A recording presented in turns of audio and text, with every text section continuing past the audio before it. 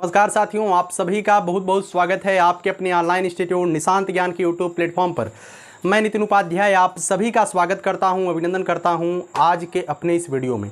मित्रों, आप सभी लोग जानते हैं कि हम लगातार आपको जो है मैथ की प्रैक्टिस करवा रहे हैं यूपी डीएलएड सेकंड सेमेस्टर। आज भी मैं 10 क्वेश्चन आपके सामने लेकर के आया हूं। देखिए, आप सभी लोग मेरे ही क्वेश्चनों पर आश्रित न रहें। मैंने आपको बताया है कि आपको क्या करना है, आपको खुद प्रैक्टिस करनी है। और आप प्रैक्टिस कहाँ से करेंगे, तो मैंने बताया कि परिषदीय किताबों को ले लीजिए प्रैक्टिस के लिए, या आप किसी भी प्रकाशन की बुक आपको डीएलएड सेकंड सेमेस्टर को टारगेट करते हुए हो तो वहाँ से आप जरूर प्रैक्टिस करिए, क्योंकि प्रैक्टिस आपको गणित के विषय में बलवान बनाएगी, वही आपको मूल्यवान बनाएगी। इस बात को ध्यान रखिएगा, ठीक है। तो चलिए आज की इस वीडियो की शुरुआत करते हैं। उसके पहले हम एक छोटी सी जानकारी आपको देना चाहेंगे। अगर आप लोग जो है यूपी डीएलएड सेकंड सेमेस्टर की तैयारी कर रहे हैं और निशांत ज्ञान के 60 नोट्स आप लेना चाहते हैं, तो आप सभी लोग जानते हैं फर्स्ट सेमेस्टर में हमारा 60 नोट्स किस तरीके से कार्य किया था। सेकंड सेमेस्टर में भी 60 नोट्स मेरा किस तरीके से कार्य करेगा वो आगामी भविष्य बताएगा, समय बताएगा। मुझे अपने मुंह से कुछ नहीं बोलना है। अगर आप लोग हमारे 60 नोट्स को लेना चाहते हैं तो देखिएगा, आपको 60 नोट्स लेने के लिए डिस्क्रिप्शन बॉक्स में एक लिंक दिया गया है, उस लिंक पर क्लिक करिए। मतलब कि उस लिंक पर क्लिक करिए। एक पेड टेलीग्राम चैनल है, मैं पहले ही आपसे बता दूं, वो पेड है, अर्थात उसमें पैसा लगता है। आप उसको मतलब कि टेलीग्राम चैनल को ज्वाइन कर लीजिए। रिगी पे एप्लीकेशन का एक लिंक दिया गया है ना, उस लिंक पर क्लिक करेंगे। लिंक पर क्लिक करने के बाद आपसे मोबाइल नंबर मांगा जाएगा, उसके बाद OTP वेरीफाई होगा। नाम डालिए, उसके बाद किसी भी माध्यम से, चाहे गूगल पे, चाहे फ़ोनपे, चाहे पेटीएम, चाहे UPI ID, कहीं से भी आप उसमें पेमेंट कर दीजिए। पेमेंट करते ही आप जो है डीएलएड के सेकंड सेमेस्टर का जो टेलीग्राम चैनल है आप वहां पे जुड़ जाएंगे।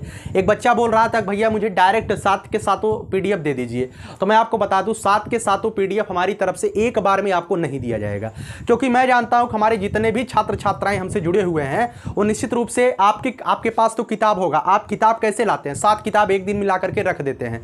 क्या आप ईमानदारी से बताइए, क्या वो 7 किताब रखी रह जाती है या आप पढ़ाई कर लेते हैं? आप नहीं पढ़ पाते हैं। तो आपको धीरे धीरे मैं कंबाइंड PDF नहीं दे रहा हूं, धीरे धीरे 4 पेज 5 पेज ऐसे दे रहा हूं। अभी जैसे एक ही पेपर में समाप्त किया हूं, वर्तमान भारतीय समाज एवं प्रारंभिक शिक्षा, वो समाप्त हो चुका है। 70-80 पेज का PDF बना है। कुछ बच्चे कह रहे थे भैया इसे निकालना पड़ेगा। आप अगर सक्षम है तो आप निकाल सकते हैं, नहीं सक्षम है तो कोई जरूरी नहीं यार, किताब से मतलब मोबाइल से भी आप पढ़ सकते हैं। PDF पढ़ने योग्य है, कोई दिक्कत नहीं है ना। तो आप ऐसे भी पढ़ने का प्रयास करिएगा। देखिए 70-80 पेज 50 नंबर की बात होती है, 50 नंबर की बात है। 70-80 पेज आप 5 बार नहीं पढ़ सकते हो भाई, एक एक नंबर की वैल्यू है। आज आपको नहीं समझ में आ रहा है, इस बात को ध्यान रखिए। डीएलएड आप कर रहे हैं, आपको नहीं समझ में आ रहा है, जिस दिन आप सुपर टेट का एग्जाम देंगे और फाइनल मेरिट बनेगी, उस दिन आपको एक एक नंबर की वैल्यू समझ में आएगी। यह बात मैं अपनत्व के कारण बोल रहा हूं, नहीं तो ना बोलता, है ना। मैं आपको डिमोटिवेट भी नहीं कर रहा हूं, लेकिन यहां पर जितना ज़्यादा से ज़्यादा आप नंबर गेन करेंगे, आपको सुपर टेट में उतना ही फायदा साबित होगा, ठीक है। तो 60 नोट्स से आप जरूर जुड़िए अपनी अच्छी तैयारी के लिए। बाकी आप बुक वगैरह से, स्वाध्याय से आप पढ़ रहे हैं तो अच्छा कर रहे हैं, या आपकी इच्छा के ऊपर निर्भर करता है कि आप निशांत ज्ञान का सहयोग कर सकते हैं। ये सहयोग ही है एक तरीके से, ठीक है। और यह मैं फ्री क्यों नहीं कर सकता हूं, मेरी कुछ मतलब कि बेसिक नीड्स होती हैं जिनकी पूर्ति के लिए ये सब करना पड़ता है। बाकी आप समझदार हैं, आप सब कुछ समझते हैं, ठीक। चलिए 10 सवाल है। सबसे पहले मैं यहाँ पे 10वां सवाल आपके बीच लेता हूं, ठीक है। बहुत आसानी से इस सवाल को देखिएगा। एक कनस्तर में कितने अर्ध बोतल तेल आएगा? एक कनस्तर में कितने अर्ध बोतल तेल आएगा? यहां पर दिया गया है एक कनस्तर बराबर 22 लीटर, अर्थात पूरा जो कनस्तर है वो कितने लीटर का है? पूरा कनस्तर जो है 22 लीटर का है, ठीक है। पूरा कनस्तर कितने लीटर का है? 22 लीटर का है। और एक अर्ध बोतल बराबर 0.5 लीटर, ठीक है। तो इसे आप कैसे लगाएंगे कि एक कनस्तर में कितने अर्ध बोतल तेल आएगा? समझने का प्रयास करिएगा। एक कनस्तर बराबर 22 लीटर, अर्थात कनस्तर में कितने लीटर तेल आ रहा है? 22 लीटर तेल आ रहा है। लेकिन एक जो अर्ध बोतलवा आप नापेंगे, एक अर्ध बोतल में आधा लीटर तेल आता है, ठीक है। तो मैं लिख सकता हूं कि 0.5 लीटर, 0.5 लीटर बराबर एक अर्ध बोतल है। क्या है? एक अर्ध बोतल है ना। मैं एक अर्ध बोतल उधर क्यों लिख रहा हूं? क्योंकि मुझे उत्तर क्या लाना है कि एक कनस्तर में कितने अर्ध बोतल तेल आएगा। हमें उत्तर अर्ध बोतल में लेकर के आना है, इस वजह से मैं लिख रहा हूं 0.5 लीटर बराबर एक अर्ध बोतल, है ना। तो या एक अर्ध बोतल बराबर 0.5 लीटर, जो भी आप लिख सकते हैं। अगर मैं आपसे कहूं कि 1 लीटर की वैल्यू कितनी आ जाएगी? 1 लीटर की वैल्यू 0.5 लीटर की वैल्यू तो 1 अर्ध बोतल है। 1 लीटर की वैल्यू आपने चूंकि और इसलिए वाला फार्मूला जिसे हम ऐकिक नियम कहते हैं, इसे आप कक्षा 5वीं 4थी में जरूर सीखे होंगे, है ना। तो 0.5 लीटर इज इक्वल टू 1 अर्ध बोतल है, तो 1 लीटर बराबर हो जाएगा 1/0.5 अर्ध बोतल, यही होगा ना। इतना तो आप सभी लोग जानते हैं। तो आपको क्या बताना है, एक कनस्तर में कितना अर्ध बोतल होगा। अब यहां पर 1 लीटर में 1/0.5 अर्ध बोतल होगा, लेकिन आपको पता है कि एक कनस्तर में 22 लीटर है, तो आप निकाल लीजिए भैया 22 लीटर में कितना अर्ध बोतल होगा, 1/0.5 इंटू 22। ठीक है, अब इसे आप यहां पे खेला कर दीजिए, समाप्त। यहां पर मैं 0 हटाता हूं, यहां पे 0 बढ़ाता हूं, 5 का पहाड़ा पढ़ता हूं, 5 चौका 20, फिर 2 बचेगा, 5 चौका 20 आ जाए कितना भैया, 44 अर्ध बोतल। क्या आ जाएगा, 44 अर्ध बोतल। ठीक है, आपसे अगर कहा जाए कि एक कनस्तर में कितने अर्ध बोतल तेल आएगा, तो भैया 44 अर्ध बोतल तेल आएगा। कोई दिक्कत आपको, कोई परेशानी नहीं है। आपको इसी तरीके से सवाल को हल करना है अपनी परीक्षा में, इस बात को ध्यान रखिएगा। शायद आपका माइंड तेज हो और आप जो है इसे देखते ही उत्तर लगा दें, लेकिन देखते ही आप जैसे ही 44 लीटर लिखेंगे उत्तर में, तैसे ही आपका नंबर कट करके 0 हो जाएगा। क्योंकि डीएलएड सेकेंड सेमेस्टर या डीएलएड जो होता है वह विशेष करके कोर्स होता है। आप प्राथमिक के बच्चों को कैसे पढ़ाएंगे, तो प्राथमिक के बच्चों को कैसे पढ़ाएंगे, इसका जो प्रदर्शन है आपको अपनी परीक्षा में भी करना पड़ता है ना। तो आप अपनी परीक्षा में उस लेवल की राइटिंग स्किल भी मतलब कि अपने आप में बनाइए कि हम अगर हमारे पेपर को एक छोटा बच्चा भी देखे तो भी समझ जाए कि कैसे कैसे सवाल हल किए गए हैं। ठीक है, तो उम्मीद करता हूं पहला सवाल आप मैंने जो 10वां सवाल मैंने जो बताया है उसे आप समझ लिए होंगे। ऐसे सवाल आपकी परीक्षा में आएंगे तो आप तैयार रहिएगा, ऐसे सवालों पर प्रैक्टिस अपनी बनाइए। ठीक है, चलिए 10वां सवाल समाप्त होता है। आइए मैं 9वें सवाल की तरफ चलता हूं। किस सवाल की तरफ, 9वें सवाल की तरफ चलता हूं, है ना। एक बच्चा कह रहा था भैया कम लिखा करिए, 2 बार में लिखा करिए। तो मैं आपको बता दूं इतना यार, अब क्या बताऊं आपसे, है ना। कोशिश करिएगा मैनेज करने का, ऐसा नहीं है कि मैं आपको ऐसा करता हूं कि आप समझ ही ना पाएँ, कोशिश करता हूं समझने के लिए। ठीक है, हो सकता है मेरी कुछ मजबूरी हो। हाँ, चलिए आगे बात करते हैं। 9वां सवाल है, समद्विबाहु और समबाहु त्रिभुज के क्षेत्रफल का सूत्र बताइए। ठीक है, समद्विबाहु और समबाहु त्रिभुज के क्षेत्रफल का सूत्र बताइए। आप पहले समबाहु त्रिभुज के क्षेत्रफल का फार्मूला बताइए।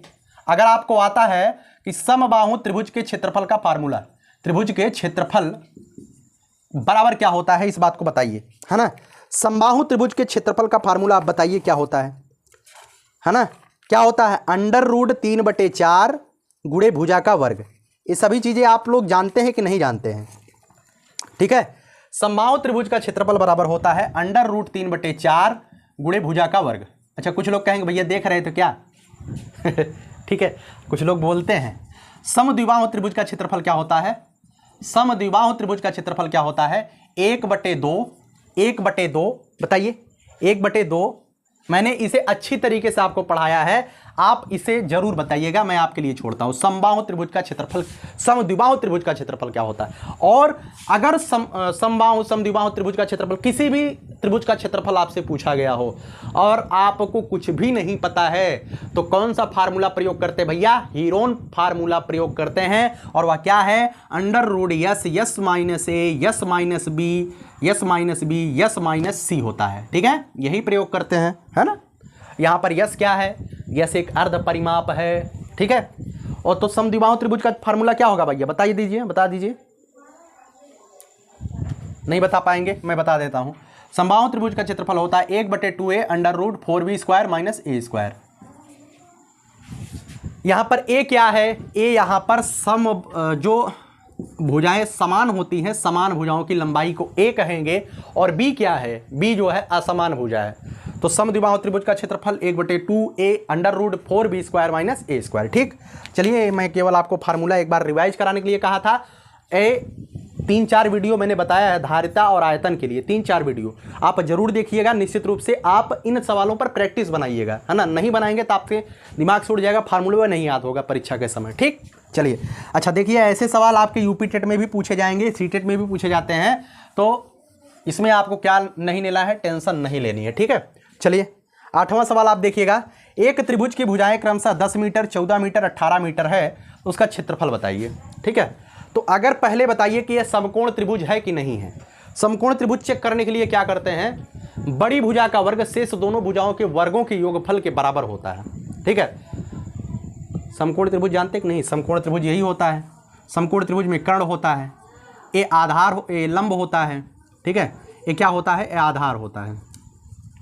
ठीक, तो समकोण त्रिभुज का एक पाइथागोरस प्रमेय होता है, क्या होता है, कर्ण का वर्ग बराबर आधार का वर्ग धन लंब का वर्ग। अब हमेशा कर्ण जो है बड़ा होता है, तो बड़ी भुजा का वर्ग क्या है, 18 का वर्ग। अब 18 का वर्ग कर लीजिए, क्या 18 का वर्ग बताइए कितना आएगा, एक झटके में 20 तक का वर्ग आपको याद होना चाहिए। ठीक है, 18 का वर्ग बताइए, नहीं पता है तो गुणा कर लीजिए, है ना। 8 × 64 का 4 हासिल 6, 8 × 1 = 8, 6 = 14, 18 × 1 = 18, 4, 8 × 4 = 12 का 2 हासिल 1, 1 × 1 = 2, 1 × 3। 18 का वर्ग कितना होता है, 324। अब देखिए 10 का वर्ग कितना होता है, 100। 14 का वर्ग क्या होता है, 14 14 में 196, कितना आ जाएगा, 296। क्या 324 296 के बराबर है, आप कहेंगे भैया नहीं बराबर है, अर्थात यह समकोण त्रिभुज नहीं बन रहा है। तो आपके सामने केवल एक ही विकल्प है, कौन सा विकल्प है, कौन सा विकल्प है बताइए। यहाँ पे ये विकल्प है कि आप इसका प्रयोग कर दीजिए, √S, S - A, S - B, S - C। ठीक है, इसका प्रयोग कर दीजिए। यस बराबर क्या होता है, अर्ध परिमाप। अर्ध परिमाप का मतलब तीनों जोड़ करके आधा कर दीजिए। 10 14 24, 24 10 34, 34 8 42, यही होगा ना। 10 14 10 10 20 4 24, 24 10 34, 34 8 42, 42/2 करेंगे कितना आ जाए, 21 आ जाएगा। यस का मान 21 आ गया। 21 × 21 में से आप 10 घटाएंगे क्या आ जाएगा, 11। 21 में से आप 14 घटाएंगे क्या आ जाएगा, 4। 21 में से जब आप 14 घटाएंगे क्या आ जाएगा, 4 आएगा ना, क्या आएगा, 4 आएगा। 21 में से 14 गए 7 आएगा। 21 में से 14 गए 7 आएगा ना, हाँ। 21 में से 18 गए क्या आएगा, 3 आएगा। ठीक है, अब आप इसे हल कर लीजिए। देखिए 7 × 3 = 21 होगा, यहाँ भी 21 है, यहाँ भी 21 बन रहा है। 21 21 कट के बाहर आ जाएगा। अब बीच में बच रहा है 11, 21 √11 मीटर स्क्वायर इसका उत्तर हो जाएगा। कोई दिक्कत नहीं होनी चाहिए। ठीक है, ऐसे ही सवाल आपकी परीक्षा में आएगा और इसे जितना डिटेल में आप लिख सकते हैं, परीक्षा में ध्यान दीजिए 25 नंबर का पेपर होता है, जितना डिटेल में आप लिख सकते हैं लिखने का प्रयास करिएगा, है ना। बाकी यूपी टेट लेवल में जब होगा, यूपी टेट में आप इसे देखते ही सवालों को उड़ा देंगे, है ना। आपके सामने ऑप्शन होंगे, ऑप्शन से सवाल भी हल किए जा सकते हैं। ठीक, चलिए आगे मैं बात करता हूँ किसकी, आगे ये देखिए भैया, समचतुर्भुज। मैंने चतुर्भुज, समचतुर्भुज, समांतर चतुर्भुज, समलंब चतुर्भुज और भी कौन से चतुर्भुज, वर्ग होता है, आयत होता है, सबके बारे में मैंने आपको बताया है। सबके क्षेत्रफल के बारे में मैंने आपको बताया है। समचतुर्भुज के बारे में भी मैंने आपको बताया है कि समचतुर्भुज में ये चतुर्भुज जो समचतुर्भुज होता है यह वर्ग के आकार का ही होता है। ठीक है, लेकिन वर्ग में जो है विकर्ण क्या होते हैं, आपस में बराबर होते हैं, लेकिन समचतुर्भुज में विकर्ण आपस में बराबर नहीं होते हैं। लेकिन जो विकर्ण होते हैं वो 90 डिग्री पर एक दूसरे को काटते हैं, है ना। ऐसे होता है समचतुर्भुज ना, ऐसे होता है समचतुर्भुज, लेकिन इसके जो विकर्ण होते हैं ये 90 अंश पे काटते हैं। ठीक है, समचतुर्भुज के क्षेत्रफल का फार्मूला मैंने बताया था कि 1/2 d1 × d2 होता है, और d1 d2 क्या है, इसका क्या है, विकर्ण है। ठीक है, तो समचतुर्भुज का क्षेत्रफल 20 दिया गया है, 20 बराबर हो जाएगा 1/2। d1 का मान दिया गया है 5, d2 का मान आपको निकालना है, निकाल दीजिए भैया। 5 चौका 20 कर दीजिए, है ना। और d2 बराबर क्या हो जाएगा, 4 का 2 में गुणा करेंगे 8 सेंटीमीटर हो जाएगा। ठीक, ये सभी चीज़ें मैंने आपको बताया कि ऊपर ऊपर काट देते हैं, 20/1 लिखा गया, इसका मतलब 5 चौका 20 हो जाएगा। अब 2 से 4 मत काटिएगा, है ना, क्योंकि तिर्यक गुणा मारेंगे अब। ठीक, बराबर के इधर उधर ऐसे नहीं कटता है, बराबर के इधर उधर, ऊपर का ऊपर नीचे का नीचे कटता है तब जब चीज़ें गुणा में होती है। ठीक, चलिए इसमें ज़्यादा कुछ बताने की आवश्यकता नहीं, 7वां सवाल कंप्लीट। ठीक है, चलिए और उसके बाद आइए कौन सा सवाल है, हाँ, उस समलंब चतुर्भुज का क्षेत्रफल ज्ञात कीजिए जिनकी समांतर भुजाएं क्रमशः 2.5 सेंटीमीटर एंड 3.7 सेंटीमीटर है तथा उनके बीच की दूरी 1.5 सेंटीमीटर है। आपको मैंने समलंब चतुर्भुज का क्षेत्रफल बताया है, समलंब चतुर्भुज का क्षेत्रफल मैंने आपको बताया है। क्या बताया है, 1/2 गुणे समांतर भुजाओं का योग। क्या बताया है, 1/2 गुणे समांतर भुजाओं का योग, 1/2 गुणे समांतर भुजाओं का योग गुणे ऊंचाई। जानते हैं कि नहीं जानते हैं, तो 1/2 समांतर भुजाओं का योग क्या हो जाएगा, 2.5 + 3.7, 2.5 + 3.7 इंटू ऊंचाई कितनी है, ऊंचाई भैया 1.5 सेंटीमीटर है ना, है कि नहीं है? तो बस इसी का फार्मूला प्रयोग कर दीजिए। कौन सी इसमें बहुत बड़ा रॉकेट साइंस है? ऐसे सवाल आपकी, अच्छा कुछ लोग कहेंगे भैया ऐसे सवाल कहाँ प्रतियोगी परीक्षा में आएंगे? भैया बिल्कुल आते हैं। ऐसा ही एक सवाल आपसे यूपी लेखपाल में पूछ लिया गया था, अभी जो जस्ट परीक्षा 31 जुलाई को हुई है। एक आयत की लंबाई 11 सेंटीमीटर है, चौड़ाई, एक आयत की लंबाई 12 सेंटीमीटर है, चौड़ाई 11 सेंटीमीटर है, तो उस आयत का क्षेत्रफल बताइए। 12 की 11 में गुणा करवाना था। काफ़ी बहुत आसान सवाल है, लेकिन काफ़ी बच्चे गुणा करने में गलती कर दिए, काफ़ी बच्चे गुणा करके सही किए तो गोला भरने में गलती कर दिए। कुछ लोगों से ये मनुष्य मस्तिष्क है, मानव मस्तिष्क है, यहाँ पे गलती हो जाती है कभी कभार, और अंडर प्रेशर में तो गलती होनी तय है। यूपी लेखपाल का जो भी बच्चा पेपर दिया है, हमारे इर्द गिर्द में काफ़ी बच्चे पेपर दिए हैं, जो भी बच्चा यूपी लेखपाल का पेपर दिया है वह अपने फुल मार्किंग, अगर वह 82 क्वेश्चन जानता था तो वह अपने फुल मार्किंग से 2 नंबर कम पाया है, 3 नंबर कम पाया है ना। इस बात को ध्यान रखिएगा। कोई बच्चा अगर 88 क्वेश्चन कर पाता था तो वह 84 पर आ गया है। मानवीय भूल होनी तय है, इस बात को ध्यान रखिएगा, ठीक है। चलिए 1/2, 7 5 12 का 2 हासिल 1, 3 2 5 1 6, यही होगा ना। 30 20 50 5 55 7 62 गुणे 1.5। अब इसे हल कर लीजिए। कुछ लोग हल ही नहीं कर पाएंगे, हल कर लीजिए भैया। 0 से यहाँ पे 0 बढ़ा दीजिए, यहाँ पे काट के यहाँ 0 बढ़ा दीजिए। अब कर दीजिए, कैसे करेंगे? 5 चौका 20, 0, 5 तिया 15, ठीक, 2 20, उसके बाद यहाँ कर दीजिए 2 तिया 6, 2 1 के 2, 31, ठीक। ऊपर कर दीजिए 31 तिया 3 1 के 3 तिया 9 बटे नीचे क्या बच रहा है? 20। अब इसे ही हल कर लीजिएगा, यही उत्तर हो जाएगा, ठीक है। यही होगा ना? नहीं होगा तो आप देख लीजिएगा भाई, है ना। यहाँ पे जगह मेरा किचपिच हो गया, आप देख लीजिएगा, ठीक। चलिए अब इसमें ज्ञान मत बताइएगा यार, प्लीज़ आप देख लीजिएगा, है ना। इतना अगर आप नहीं जानते, यहाँ पे 0 मतलब दशमलव हटाएंगे तो नीचे 0 बढ़ता है, जहाँ से हम दशमलव हटाते हैं उसके विपरीत 0 बढ़ाते हैं। बस आपको यही जानना है, ज़्यादा कुछ नहीं, ठीक है। चलिए 6वां, एक दिन मैंने जो है गुणा भाग करने में थोड़ी सी गलती कर दिया था। लगातार मैसेज, सर यहाँ पे गलती आपने कर दिया, गलती आपने कर दिया। भाई आपसे यहाँ उम्मीद हम कर सकते हैं, आपसे इतनी तो उम्मीद कर सकते हैं कि अगर गुणा में गलती हो जाती है तो आप उसे सुधार कर लेंगे, है ना।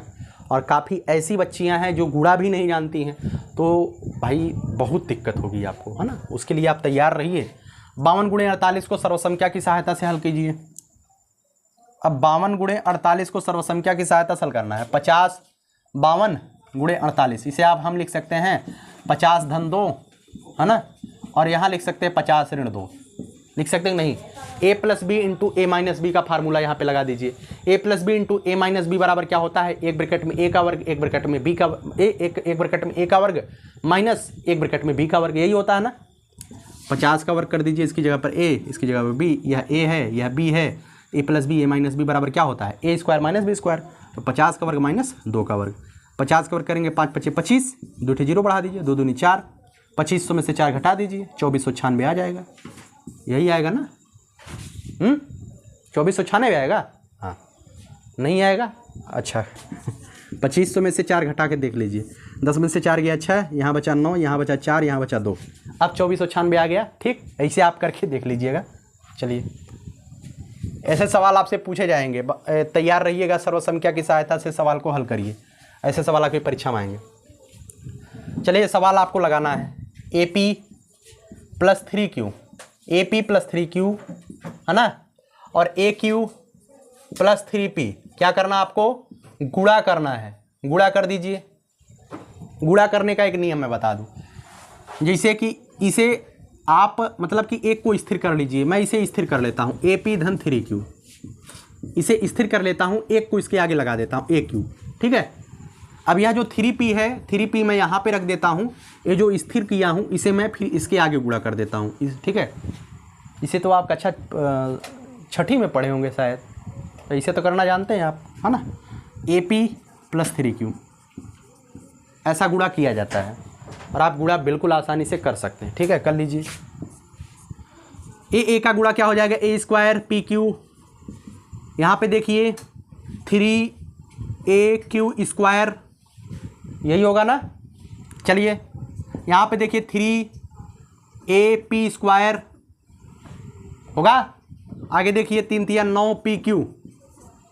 अब कुछ इसमें जुड़ घट रहा है कि नहीं? भाई सब असमान है, यही इसका उत्तर हो जाएगा, ठीक है। सब असमान है, कोई बिरादर का है ये नहीं है, शादी ब्याह कैसे कराएंगे, है ना। चलिए आगे बात करते हैं प्रश्न नंबर 3 की। प्रश्न नंबर 3 आपके सामने है 2.8x बराबर 5.4 प्लस x, है ना। क्या करेंगे भैया, घटा देंगे। 2.8x माइनस एक्स बराबर 5.4।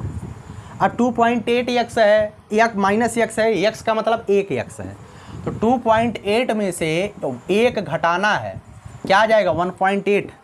1.8x बराबर 5.4, x बराबर 5.4 बटे 1.8। जब पॉइंट दोनों दाहिनी तरफ से पॉइंट देखते हैं भैया, दाहिनी तरफ से दोनों बराबर है, पॉइंट से पॉइंट कैंसिल, है ना। तो 18 3 क्या हो जाएगा 54, उत्तर क्या आ जाएगा 3। कोई दिक्कत, कोई परेशानी, कोई भ्रम नहीं, ठीक। चले प्रश्न नंबर 4 पे चलते हैं। किस पर चलते हैं, प्रश्न नंबर 4 पे, सॉरी प्रश्न नंबर 2 पे। प्रश्न नंबर 2 आपको लगाना है, मैं अब नहीं लगाऊंगा ये सवाल। एक न्याय पंचायत में 2x + 3 ग्राम सभाएं हैं। कितनी ग्राम सभा है, 2x + 3 ग्राम सभा है, ठीक है। प्रत्येक ग्राम सभा में x² + 5x + 6 नलकूप है। कितना है, x² + 5x + 6 नलकूप है। तो न्याय पंचायत में कुल नलकूपों की संख्या कितनी है। इतने पूरे गांव है, एक गांव में इतने नलकूप हैं, तो कुल नलकूपों की संख्या गुणा कर देंगे, यही होगा, गुणा करेंगे। यदि x बराबर 1 है तो नलकूपों की संख्या बताइए। x की जगह पे 1 रख दीजिए, यहाँ पे रखेंगे 2 × 1 = 3, यहाँ पे रख दीजिए 1 का वर्ग धन 5 × 1 = 6। 5x है तो मतलब 5 × x है, x की जगह पे 1 रखना है तो 5 × 1 करेंगे, इतना तो जानते हैं। तो हो जाएगा 2 के 2 3, 5 गुणे 1 का वर्ग 1 धन 5 1 के 5 धन 6 है, 6 5 11 1 12, 12 गुणे 5 12 5 60। कितने नल के हैं, नल, ठीक है। हमारे यहाँ गांव में इसे कल बोल देते हैं, है ना। चलिए प्रश्न नंबर 2 समाप्त, इसका काम खत्म, ठीक है। प्रश्न नंबर 1 वाला जो सवाल है ना, ये सवाल बहुत इंपॉर्टेंट है, आपकी परीक्षा में जरूर पूछा जाता है, रट लीजिएगा, है ना। यदि यहाँ पे कभी कभार 1 + 1/a का मान दिया रहता है, इसका मान पूछा जाता है, कभी कभार a दिया रहता है, इसका मान पूछा जाता है। एक चीज़ आप ध्यान रखिएगा, 1 + 1/a, ठीक है, 1 + 1/a, क्या करूं, इसका वर्ग कर दीजिए। क्या करूं, इसका वर्ग। a + b का होल वर्ग बराबर क्या होता है, a का वर्ग धन b का वर्ग, b का वर्ग करेंगे, 1/a का होल वर्ग करिएगा तो क्या आएगा, 1 का वर्ग ऊपर 1 ही होगा, नीचे a² हो जाएगा। a का वर्ग धन b का वर्ग धन 2a गुणे b क्या है 1/a, यही है ना। a से a कैंसिल हो जाएगा तो a + 1/a का होल वर्ग बराबर a² + 1/a का वर्ग + 2, ठीक है। अब यहाँ पे देखिए जो मान दिया है, मान रख दीजिए। इतने का मान आपको पता है, क्या पता है, इतने का मान आपको पता है क्या, 2 बराबर 2 + 2, तो a + 1/a का होल वर्ग बराबर 2 + 2 बराबर 4। तो आपको बताना क्या है भैया, बताना है a + 1/a की वैल्यू, इसका मान बताना। अब यहाँ पर वर्ग चढ़ा है, अब इस वर्ग को खत्म करेंगे तो जैसे ही यह वर्ग खत्म होगा, अगले पर वर्गमूल चढ़ा देता है, 4 पे वर्गमूल चढ़ा देगा, और 4 पे जैसे ही रूट चढ़ाएगा, स्क्वायर रूट चढ़ाएगा, इसका मान 4 का मान क्या आ जाएगा, 4 का वर्गमूल क्या होता है, 4 का वर्गमूल 2 होता है ना। तो a + 1/a की वैल्यू 2 आ जाएगी। कोई दिक्कत, कोई परेशानी नहीं होनी चाहिए, ठीक है। तो उम्मीद करता हूँ अच्छी तरीके से 10 के 10 सवालों पर आपने प्रैक्टिस किया, और क्षेत्रफल, आयतन वगैरह की जो परिभाषाएं होती हैं, एक बच्चा कह रहा था आयु वाले सवाल, एक बच्चा कह रहा था ग्राफ वाले सवाल। भैया ग्राफ का सवाल आपके सिलेबस में नहीं है, लेकिन अगर आपकी हार्दिक इच्छा होगी तो हम ग्राफ के सवाल भी फर्स्ट सेमेस्टर में वो है, मैं आपको करवा दूंगा। अगर आप फर्स्ट सेमेस्टर के छात्र हैं तो आपके लिए पूरी की पूरी पुरानी प्लेलिस्ट पड़ी हुई है, दोबारा से भाई आप हमसे क्यों मेहनत करवाएंगे, आप वही प्लेलिस्ट अच्छे से पढ़ लीजिए। आपका गणित 16-17 वीडियो है, गणित कंप्लीट हो जाएगा। मैं सेकंड सेमेस्टर बना रहा हूँ, अगली साल तृतीय सेमेस्टर बनाऊंगा। कुछ बच्चे कहेंगे भैया सेकंड सेमेस्टर पढ़ा दीजिए, काहे हमसे मेहनत करवाएंगे, भाई वही पुरानी वीडियो देख लीजिए, है ना। क्योंकि मेरा काम ये नहीं होता है कि दिन भर में 10 वीडियो मैं दूँ, और ना ही मैं जब से मैं यूट्यूब पर आया हूँ दिन भर में एक ही वीडियो में दे पाता हूँ, है ना। और भी कई सारे काम होते हैं तो एक वीडियो में देता हूँ। आपके लिए उतना जितना कर पाता हूँ भाई करने के लिए पूरी तरीके से उद्यत रहता हूँ, ठीक है।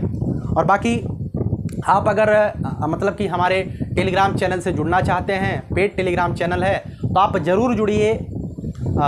आप कुछ भी कह सकते हैं आप इसे, है ना, या तो आप कहिए आप अपने हित के लिए, वैसे तो आपका हित इसमें 99% है, लेकिन उसमें 1% हमारा भी हित छुपा हुआ है। मैं ऐसा नहीं कहूँगा कि उसमें 100% आपका ही हित है, मेरा भी हित उसमें छिपा हुआ है। मैं कोई चीज़ गलत नहीं बोलता हूँ। 1% हित हमारा भी है कि ज़्यादा से ज़्यादा बच्चे जुड़ेंगे तो ज़्यादा से ज़्यादा हमारी अर्निंग होगी, और ज़्यादा से ज़्यादा बच्चों के पास पहुंचाने के लिए आप ही का दायित्व है, आप हमारा सहयोग करेंगे और 99% आपका फ़ायदा होगा। अच्छा, उसमें जानते हैं क्या है, उसमें PDF को डाउनलोड करने के बाद जो है इधर उधर शेयर करने का पूरा मैटर है ना, तो सखी सहेली वाला मैटर वहाँ पे हो जाता है। भैया हम तो यार खरीद लिए, तुम काहे खरीदोगे, सब्सक्रिप्शन हम ले लिए हैं। डेली की डेली PDF को अपने सहेली के पास, अपने मित्र के पास लोग शेयर कर देते हैं। कृपया आप ऐसा ना करें, है ना। मुझे पता चल जाता है कौन लोग शेयर कर रहे हैं। मैं मजबूरी में अगर किसी को ब्लॉक कर दिया तो आपको ही समस्या होगी। ऐसा ना करें, है ना। ऐसा करेंगे तो आपको ही दिक्कत होगी। बाकी करते हैं तो भाई क्या करें अब, है ना। ऐसा मैं करूँगा तो नहीं, किसी को ब्लॉक नहीं करवाऊँगा, लेकिन टेक्निकल टीम आपको खोज लेती है कौन है। रोज डेली 1-2 मैसेज आता है कि सर ये यहाँ पर शेयर हुआ है, लेकिन मैं किसी को ब्लॉक नहीं करवाया क्योंकि आपने पेमेंट किया है। लेकिन ऐसा ना करिए। अगर कोई चाहता है तो उससे आप कह लीजिए भाई 120 रुपये बड़ी बात नहीं है, शायद आपके लिए बड़ी बात हो, लेकिन एक अगर इस सामाजिक महंगाई को देखा जाए तो 120 रुपये हमारे ख्याल से तो बड़ी बात नहीं है, लेकिन विद्यार्थी जीवन में 120 रुपये की भी अहमियत होती है, मैं उसे समझ सकता हूँ। लेकिन आप कुछ भी कह सकते हैं, लेकिन आप जुड़िएगा, आपको ही अच्छा लगेगा, मुझे भी अच्छा लगेगा, हमारा भी हित इसमें है, आपका भी हित इसमें है, और दोनों साथ में हित को साधेंगे तो बिल्कुल सफलता को प्राप्त करेंगे। आखिरी में मैं अपनी लाइन बोल करके इस वीडियो को समाप्त करूंगा। यही जज्बा रहा तो मुश्किलों का हल भी निकलेगा, जमी बंजर हुई तो क्या वहीं से जल भी निकलेगा। न हो मायूस न घबराई अंधेरे से मेरे साथी, इन्हीं रातों के दामन से सुनहरा कल भी निकलेगा। लगातार बेहतर प्रयास करिए, बेहतर को और बेहतर बनाने के लिए। आपका कंपटीशन, आपकी प्रतियोगिता आपके पड़ोस के बच्चे से नहीं है, आपके साथ पढ़ने वाले बच्चे से नहीं है, आपकी प्रतियोगिता अपने आप से है कि आज जो मैं हूँ, आने वाला कल आज के दिन से बेहतर होना चाहिए। बस उद्देश्य आपका यही होना चाहिए, हर एक दिन पिछले दिन से बेहतर हो, है ना। मैंने जो प्राप्त कर लिया है उसमें मुझे संतोष नहीं है, अगला पड़ाव मेरा बेहतरीन वाला होना चाहिए। आज मैं अगर साइकिल से चलता हूं तो कल मुझे स्कूटर से चलना है, अगर कल मैं स्कूटर से चल रहा हूं तो परसों मुझे कार से चलना है, और अगर परसों मैं कार से चल रहा हूं तो उसके आगे आने वाले दिन में सपना होना चाहिए कि हम हवाई जहाज से चलेंगे, है ना। लगातार आपका कंपटीशन स्वयं से है। आपके बगल वाला यार फॉर्च्यूनर लेके चल रहा, आपका क्या मतलब है, उससे कोई लेना देना नहीं। आप अपने आप को बेहतर करिए। कोई आपको नंबर बताता है मेरे इतने नंबर आए, आपके इतने आए, कोई मतलब नहीं है। नंबर कितने आते हैं कितने नहीं आते हैं मुझसे क्या मतलब, नौकरी लेनी है, पढ़ाई करनी है, बवाल ख़त्म, ठीक है। चलिए, बहुत ज़्यादा बोल देता हूँ। कुछ लोग कहते हैं भाई फेंकते हो ज़्यादा, तो क्या बताऊँ, फेंकता इसलिए हूँ क्योंकि आपका शायद आपका ना हो, लेकिन उन बच्चों का तो हमसे जुड़ाव है जो हमसे जुड़े हुए हैं, ठीक है। डेली के डेली कम से कम 1500-1600 बच्चे इस वीडियो को देखते हैं, मुझे वही बहुत लगता है ना। उनसे हमारा आत्मीय जुड़ाव है, इस वजह से मैं बोलता हूँ। अब आप चाहे भैया फेंकते हैं, आप चाहिए बहुत ज़्यादा उड़ते हो, कुछ भी आप बोलिए, सब मुझे मंजूर है। ये मेरा स्वाभाविक, या यूँ कहे तो ये मेरा प्राकृतिक नेचर है, और जो मैं ये काम करता हूँ this is my amateur. Amateur का मतलब शौक, है ना। एक वीडियो तो निश्चित रूप से जाएगी, चाहे जो हो जाए, अगर मैं स्वस्थ रहा तो। बाकी अस्वस्थता नहीं आनी चाहिए ईश्वर की कृपा से। बहुत बहुत धन्यवाद। Love you all.